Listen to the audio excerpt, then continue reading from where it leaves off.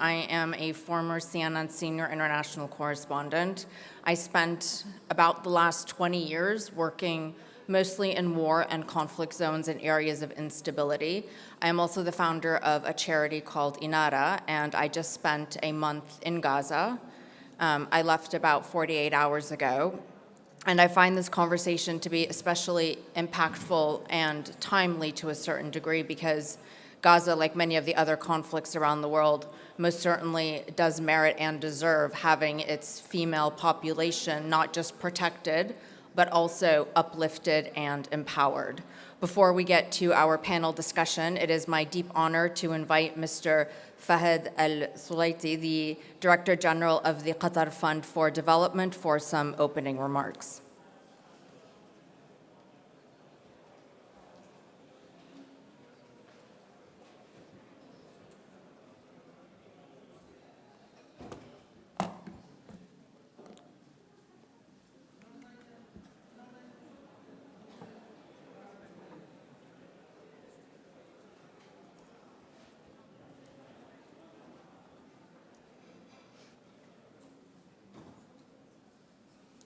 Good afternoon, everyone. Excellencies, ladies and gentlemen, it's an honor to welcome you to this important panel discussions today.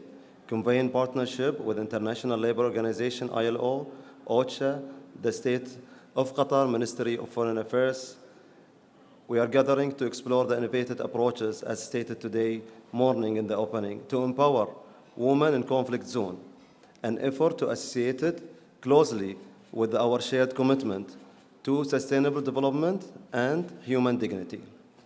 The Sustainable Development Goals emphasize the importance of reducing inequality and fostering gender equity. However, the reality faced by women in weak setting calls for our immediate attention and action. Recent data of the UN Women stated that in 2023, the percentage of women killed in armed conflict doubled compared to the previous year, unfortunately. And 4 out of every conflict-related death were women. Women in war zone pay the high prices. This highlights the burden women bear in conflict zone. They are affected by the displacements, poverty, and limited to education and healthcare. These barriers not only hold their potential, but also withdraw their community to their contributions. At Qatar Fund for Development, we launched our Women in Conflict Zone Initiative 2022 that has made a direct and indirect contributions to addressing the main challenges faced by the women in conflict area affected on that settings. Our support has exceeded $900 million, targeting critical sectors such as healthcare, education, economic empowerment, and relief. These efforts are more than just a financial commitment. They represent our dedication to creating transformative changes. By investing in a sustainable solution, we aim to break down barriers that hold back women's progress and empower them to lead strong and successful lives, whether through entrepreneurship, education, or governance. We must create that path that advances women as leaders and motivate them for changes. Let's ensure today, during our discussions, that women in conflict zone included in decision-making should around the humanitarian aid efforts and conflict resolutions. Thank you so much.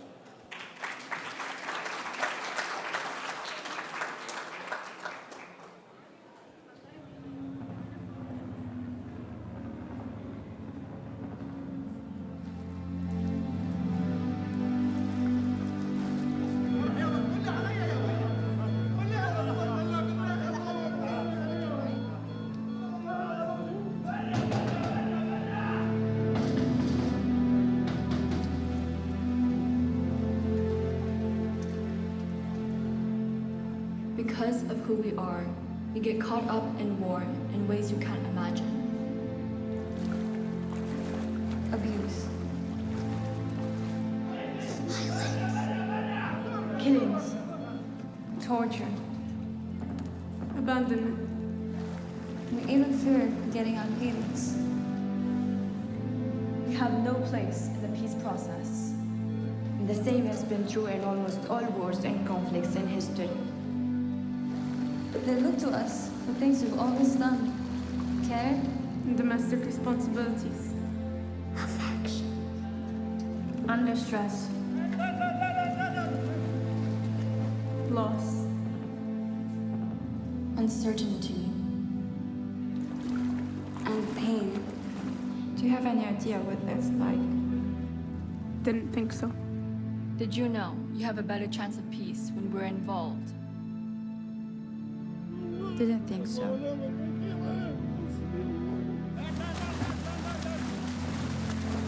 This is what it's like for us. In conflict, famine, Genocide. our lives and those closest to us are at risk. We suffer more than you. and somehow we go on with it. So know us. Hear us. Because we need you. And you need us.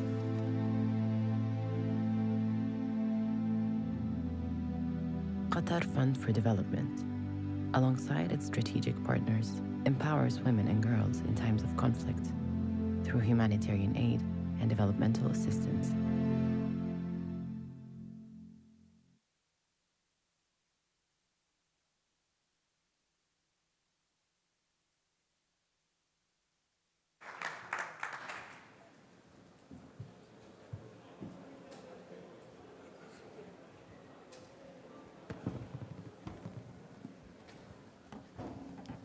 Thank you. That was a very powerful video, to say the least. And to introduce our panel, we have Her Excellency Sheikha Hanouf Abdurrahman Athani, the Director of International Organizations Department at the Ministry of Foreign Affairs for the State of Qatar, Ms. Rosa Otunbayeva, Special Representative for the Secretary General for Afghanistan and Head of the United Nations Assistance Mission in Afghanistan, Ms. Celeste Drake, Deputy Director General for the International Labor Organization, and Ms. Lisa Doughton, Director of Financing and Partnerships Division for the United Nations Office for Coordination and Humanitarian Affairs.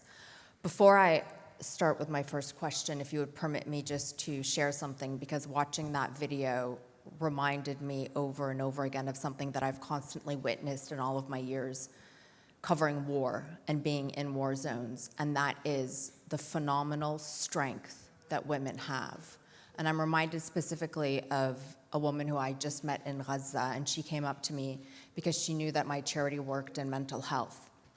And she said, I don't know what to do about my little boy. He's 6 years old, and every night he rocks back and forth and pulls his hair out. And he started doing this ever since he saw his little sister's head blown off by a bomb. And she said this in a very monotone voice. She might as well have been talking about the weather. And I think she realized that I was a bit taken back by her tone of voice, because then of her own volition, she said, yes, I was there too, but I have other children to look after. And that was when I realized how deeply this woman had to push down her pain, her sorrow, and the strength that it must have taken to do that. And I think part of the challenge that we face when trying to advocate for women is that, yes, of course, we are significantly more vulnerable than our male counterparts in these situations, but we also have extraordinary strength. And in fact, if we just share a statistic, according to UN Women, peace processes that include women have demonstrated a 20% increase in the probability of a peace agreement lasting in at least 2 years. This increases over time with a 35% increase in the probability of a peace agreement lasting 15 years. Your Excellency, given that Qatar is quite active in the field of mediation, what have been some of the challenges in trying to give, women a voice in their own future and in this mediation? Thank you, Arwa. First of all, I would like to thank the organizers of this important topic in such a critical time. As you know, the war wave is spreading, especially in the region, and the situation is not getting any better. So Qatar was involved in several mediation dialogues with in different continents, such as Afghanistan, Ukraine, and in Gaza as well. Having a woman voice in the mediation process, I'll talk to you as a woman, and the whole panelists discussing the issue of women in conflict zone are women. So who is better to speak about our issues than us ourselves? In the mediation that the state of Qatar went through with Afghanistan, for example, we have tried to implement the important role of women in the dialogue itself because they are part of the community. Maybe it did not pass through as we wished, but the efforts of the state of Qatar were witnessed in this part. Let's talk about Ukraine. In Ukraine, we have participated in reconnecting families to each other. So women were involved in the process.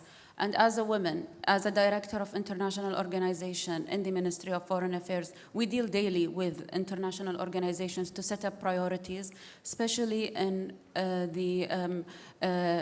a crisis response. In addition, our state minister of international cooperation is a woman, and she was involved as well in the mediation process.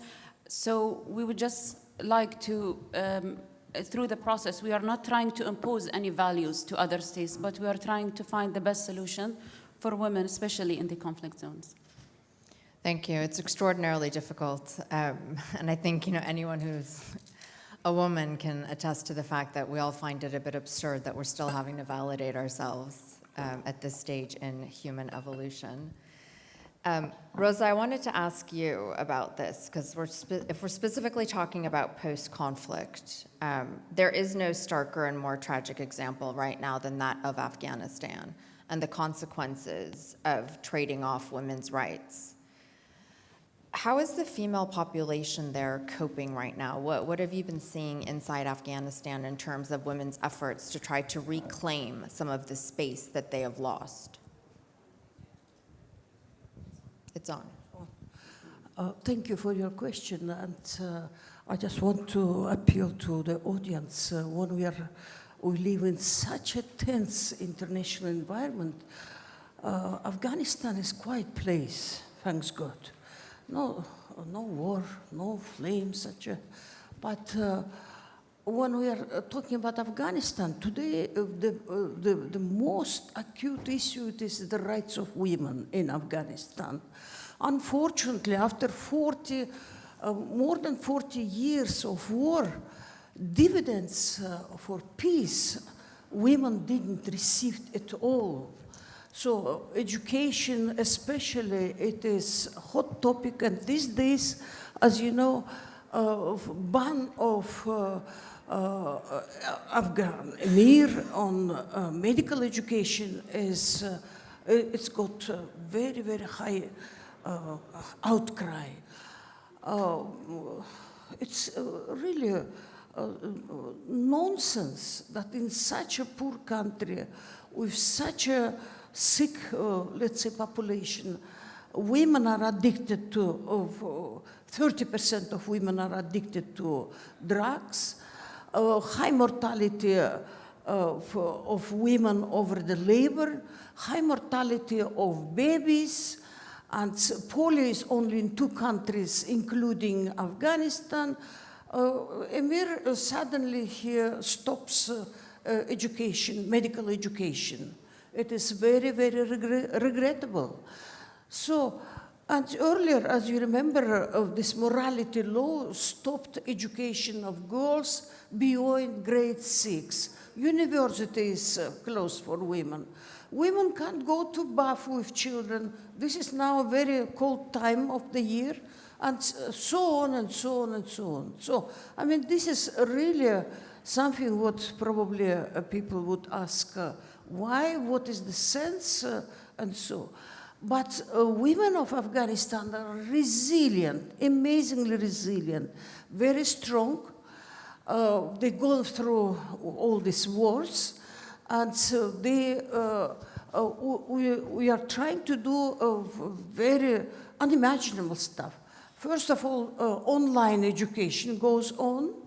And I can't tell about all the secrets of this online education because it's immediately will be known by the Taliban government and they will close down and so on. There is just recently we organized a microfinance conference.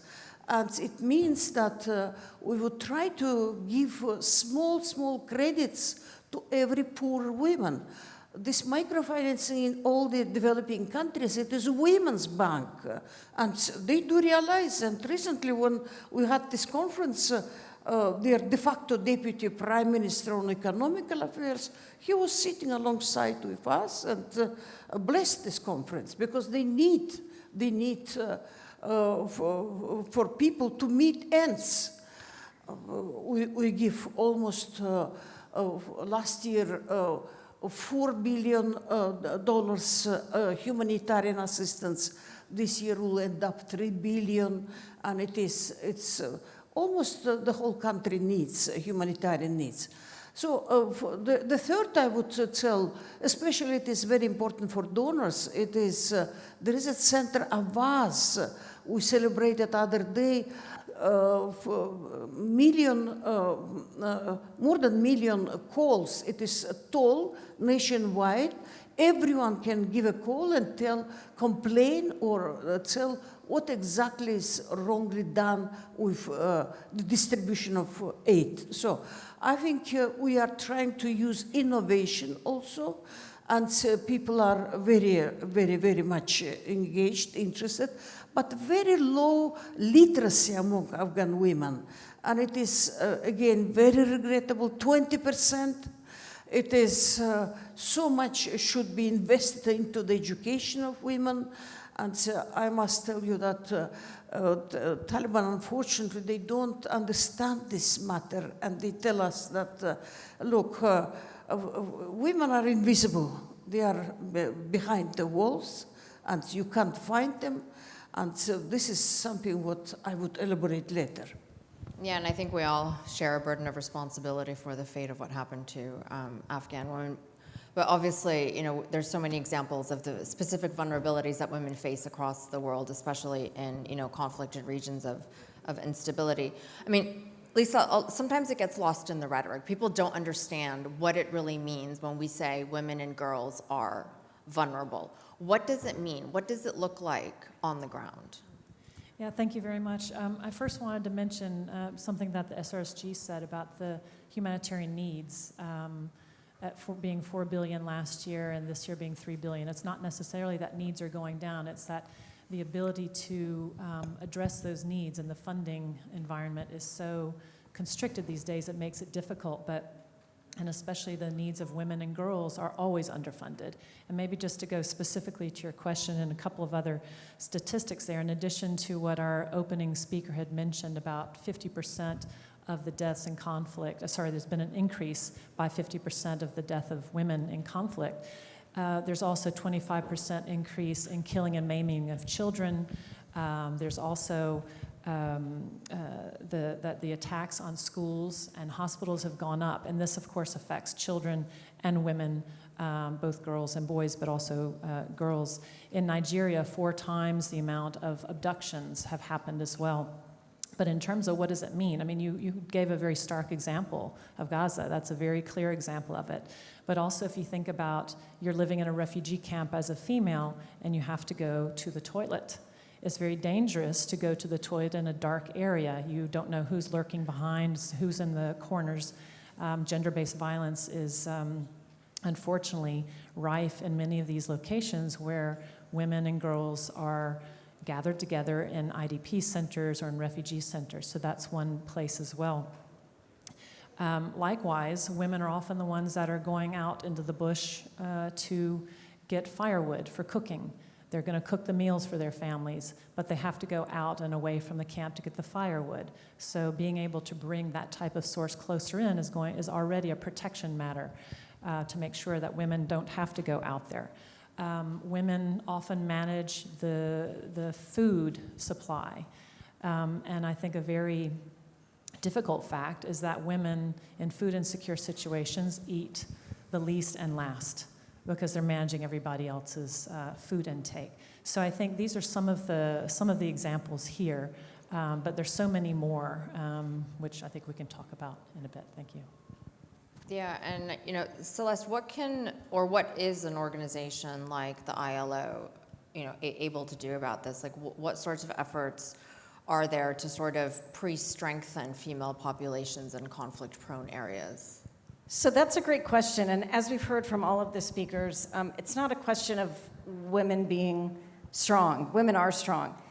Women don't always have the opportunity to exercise that strength in the public sphere. And so we work at the International Labor Organization in the world of work. And primarily we are working to create social justice and promote decent work, which means when women go into the workplace, they are safe, they have equal pay, they have an equal chance to be hired, they are treated the same at work, all of those things. And when we are working to address discrimination, to provide women skills, to make sure that they have the opportunity, if they want to become an entrepreneur, to join a trade union, to become a leader in a trade union. We are doing all of these things that give them practice in exercising their strength and ensuring that they have an expectation of being treated equally so that when and if a crisis comes, they have the experience of doing that. And it's a constant, all of these, the humanitarian angle, the development angle, the crisis response and security angle, they must work together and be a coherent whole so that at all times we are thinking about what do we do as soon as the crisis ends? How do we make sure that we are working to ensure that working people across the world have this access to social justice and decent work to make societies more peaceful and more resilient, and to make sure that as we look for what are the opportunities that women and girls are going to have, we are helping to maximize those. Thank you. Lisa, I want to come back to you for a second. So, there are already these incredible, actually, initiatives that are women-led in, a lot of these areas. Like, again, I'm sorry, I keep defaulting back to Gaza, but I was just there. And a lot of the makeshift learning centers that you see, a lot of the makeshift medical clinics that are just being established by people are actually being established by female teachers, female doctors, specifically ones that understand why it's important if you're pregnant to be able to go see a neonatal specialist, breastfeeding specialist, and that sort of a thing. But Lisa, I know you've also seen a lot of similar examples in the course of your work. So what sort of female-driven community-level solutions are you seeing, and what needs to be done to amp it up? Yeah, thanks so much. One of the things is to make sure that women are at the table when planning humanitarian interventions. If women are not at the table, then their needs are not really being taken into account adequately enough. I think also, as you mentioned, providing access to maternal child health, providing safe spaces, even something that may be as simple as providing school kits for girls, because there's an example that I had heard from a colleague in the field who said that there was a little girl, 6-year-old girl in Somalia who didn't have a school bag. She didn't have the supplies. She didn't want to go to school. That was provided to her, and then she was able to go to school, and it was a safe space for her to continue to be. So therefore, she's not out, at risk while she's in school. There's one example of, there's so many examples, as you said. I think of one when I was in South Sudan, where there was a woman who was a female-headed household, and her daughter was 6 years old and had cerebral palsy. Again, stigma related with those, so she felt a lot of stigma. So the OCHA, the Office for the Coordination of Humanitarian Affairs, has these country-based pooled funds, and with the South Sudan Humanitarian Fund, we provided funding to a local organization to help assist this girl in her rehabilitation so that she could move, that they were getting food to the tent where she was. And maybe the final example I'll give is one in Sudan, which of course is on a lot of our minds these days. There's a woman named Mama Noor who started, she was an orphan herself, abandoned as an infant. And she started an orphanage, and it was operating in Khartoum when the fighting broke out in April 2023. So she was able to move 40 of the women that she was working with that had children that were born out of wedlock sometimes because of gender-based violence. She was able to move them to Port Sudan, and then was providing services to the mothers and to the children there, providing safe spaces, providing learning on how to provide for the children, how to stay safe, how to continue supporting these children, the girls and the women there. So there's so many examples there, but thanks for providing the opportunity to provide a few. Rosa, specifically when we're talking about Afghanistan, which is obviously very, very unique, and women are not just being excluded now, they've historically more or less been excluded. There's also the added challenge of having to deal with donors. And oftentimes, and I've seen this in my own experience, donors have an idea of what they want to see implemented, but that's not necessarily what the community wants or needs. What kind of a shift do we need to start seeing in the way that our upper echelon donors are actually engaging with the realities that the community they want to support is facing? No, first of all, I want to tell you that not all donors are now in the country, in Afghanistan. So many of them, they left, especially real donors. Western countries, they operate from outside. And certainly they don't know of reality problems. But I would tell that they are quite able, and they work with the knowledge professionally, but still, when we are talking about the implementation of those projects, then I would say that there is a discrepancy, there is a problem that they want, it's a different reality.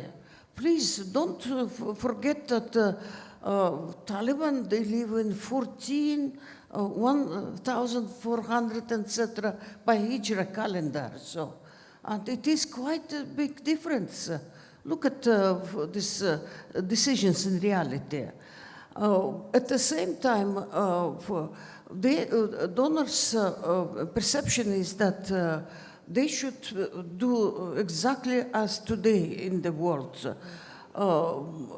Taliban's press immediately respond to us that, look, this is Western outlook, and so, please don't get into our internal affairs. So it means that really we are in different realities, but still we are doing a lot of useful projects. And for example, Mr. Sulaiti, you remember that of education above all, we are trying to solve this issue of the girls. They are about 1.5 million now, which who doesn't go to school above grade 6. So with this regard, they don't think that there is a need for them to go to school. So, I mean, that sort of stuff, a lot of problems we do have. But Qatar Fund, thank you very much. You are the most such a sensitive and you understand very well the problem of development. And I guess we would probably, thanks God, will solve this problem slowly. I mean, thank you. You've led me quite well into my next question for Your Excellency, because, Qatar obviously is quite well versed at navigating politically tricky situations, to put it mildly. And Qatar has also dramatically increased its humanitarian aid program. We did just hear mention of the Qatar Fund for Development's Women in Conflict Zones initiative. So I guess keeping in mind that there is this challenge of discrepancy between donor and community, what is your approach to ensure that the aid and support that women receive is actually what they want and need, and is something that they can turn into something that is sustainable? So the initiative of Women in Conflict Zone that was presented in 2022 in a collaboration between QFFD and the UNDP The main reason of that is to empower women and to support them, to help them to pass through the crisis. So the first thing we need to do is to identify the issue, identify the problem, set up priorities, set up a clear plan how to implement these priorities, and then the most important is to monitor the implementation. Because without monitoring the implementation, you will not be able to assess the process itself and then find solutions if it's not working. So finding what women need in conflict zones, it differs from a country to another, from a situation to another. So in some conflict zones, the most important need for women is to provide education. In other areas, maybe it's shelter or healthcare. So it's different. Maybe in Afghanistan, education is a priority at the moment. But as Lisa said, the requirement for humanitarian aid is not less. But maybe now we have more solutions, we have more innovative solutions to implement these requirements and even monitor them to make sure that the implementation is moving in the positive process as we require. And there's also this sort of tendency to want to, blueprint, as if, one solution fits all could be, a way forward. But, as you all know, and anyone who's been in the field, that's not exactly how it works, which is why we keep talking about the need for, donor flexibility. And then obviously another big issue is how do you, in a conflict and post-conflict, begin to establish the cornerstones of things like gender equality and building up an equitable labor force. And, Celeste, we were discussing this earlier about how this issue often gets punted into the era of, oh, well, we'll deal with it later. We can't address it right now. There are other pressing needs and everything gets siloed, whereas it actually needs to be addressed as a whole. It definitely needs to be addressed as a whole. And I just want to start with building on the comments of Her Excellency and with Rosa. When you're talking about building a program that works for the community, one of our principles of decent work is social dialogue. And what does social dialogue mean? It means that workers and employers get to consult with the government and talk to the government and say, these are the needs in the workplaces. These are the needs in the labor market. But it also means social dialogue where workers and employers together can engage in collective bargaining and negotiate to fulfill those needs.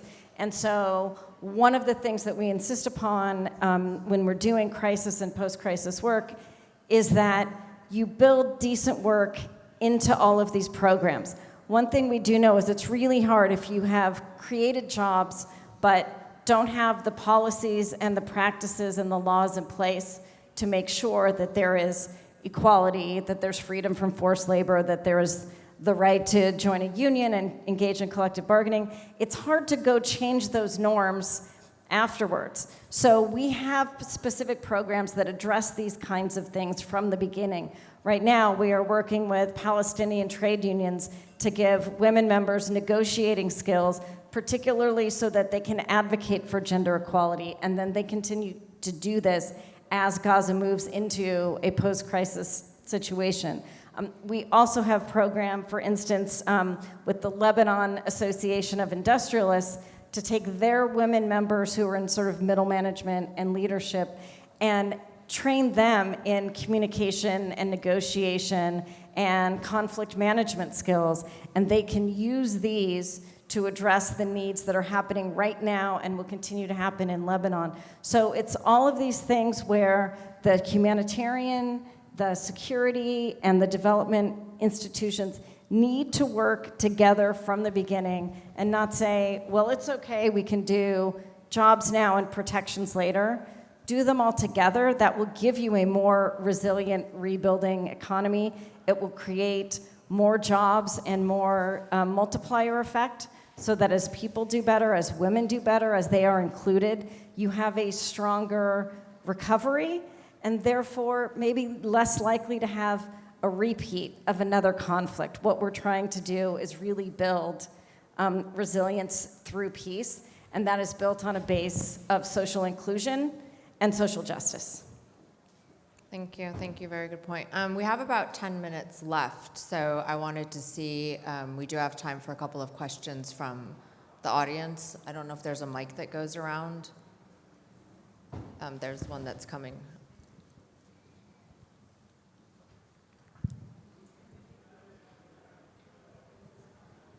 Yeah, over here.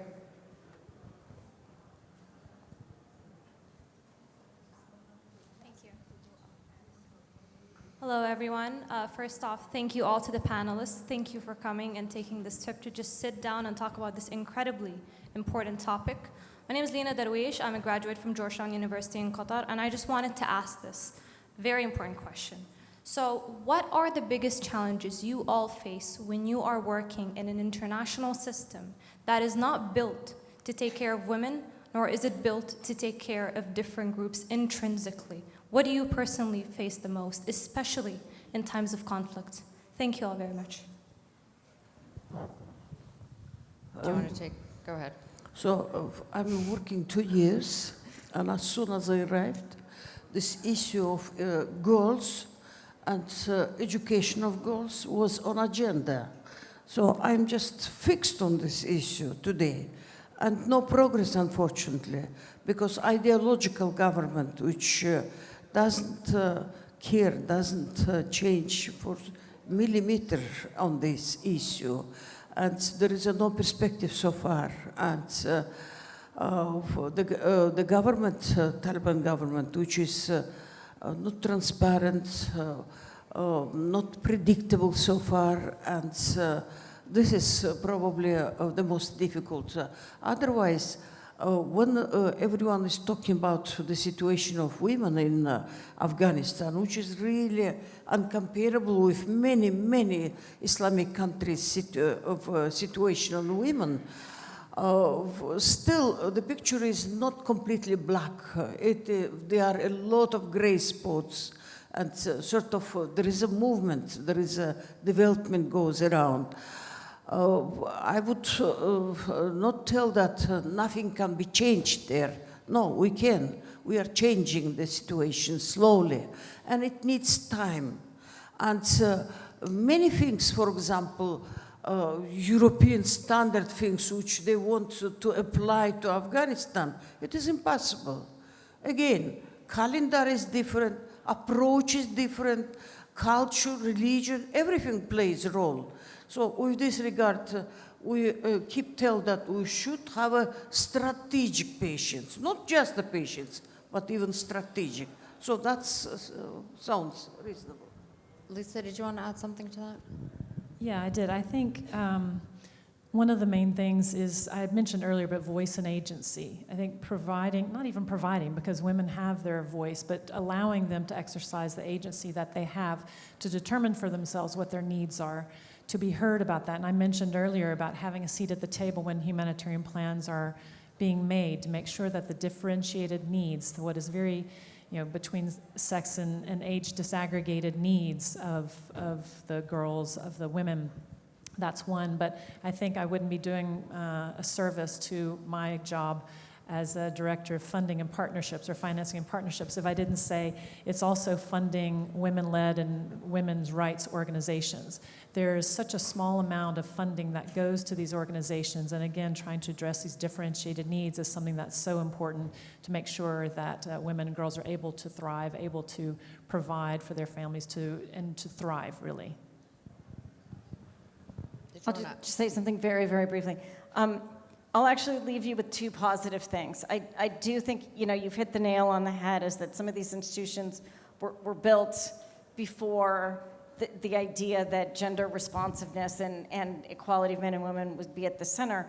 And so what I do see is that so many plans now require the concept of let's think about the gender perspective at the beginning so that it's not an afterthought. So you see gender-inclusive just transition plans. You see gender-inclusive crisis response plans. You see that. So we are learning, in ourselves. And I think the second thing that we talked about is it's difficult, I think, sometimes in the throes of you've got to have a humanitarian response to think about the long term. How do you meet the immediate needs but build for a socially just future? And that is different to everyone. And I think at least we are having these conversations. You have a one ILO perspective where many different UN agencies are coming to the table. And I think that the next step is that the non-UN agencies, I think, are not always understanding why is the ILO here? Why are they talking about decent work when there's an immediate need? Because obviously sometimes it's cheaper to do things without thinking about, gender equity and pay equity and all of these things. So the more that we can say this is critical to the rebuilding and that is starting to happen, the better we'll be at it. And we will make sure that women are not only at the table, but making decisions about their lives that decide how they're included and that they're going to be included on an equal basis. So all of my colleagues here on the stage are from the multilateral party, and I'm going to talk about from a government perspective. So I think the most important thing, or the challenge that all of us face, is the cultural influence. So as Lisa said, we need someone on the table that could identify the women's need, who could identify our needs more than us ourselves. So having our voices heard, maybe that's the difficult situation, because we deal with higher management that won't understand what are our priorities, what do we need, and how do we see that implemented. So I think that changing the perspective of humanitarian assistance, changing the perspective of what we need, or who are the people in need in the situation, I think it's better to come from the perspective of a woman, because we will understand the needs of the other party as well. Very good point. Thank you. I think we have time for one more question. Hello. Thank you, first of all. This was a wonderful panel, and I'm very inspired by the connection between all of these different perspectives. My name is Dr. Bilgis Ahmed, and I have a question really about the ILO's role, because I really do agree with you, Celeste, in saying that without decent work, you have the threat of social unrest and a repetition of a cycle of violence. But what I find often, and I'm sure I know the ILO agrees, is that women predominantly work in ways that feel very invisible, right? And in times of crisis and in times of social unrest and conflict, women often take on roles of breadwinners and supporters in ways that they may not have done before. And when there is a transition back to more peaceful times, how do we ensure that the women who have shown themselves to be so capable and to have kept things going are acknowledged in a way where they can transition into meaningful work, where they are able to therefore be heard? So I just wanted to just connect those two things in terms of the transition and bringing light to invisible labor.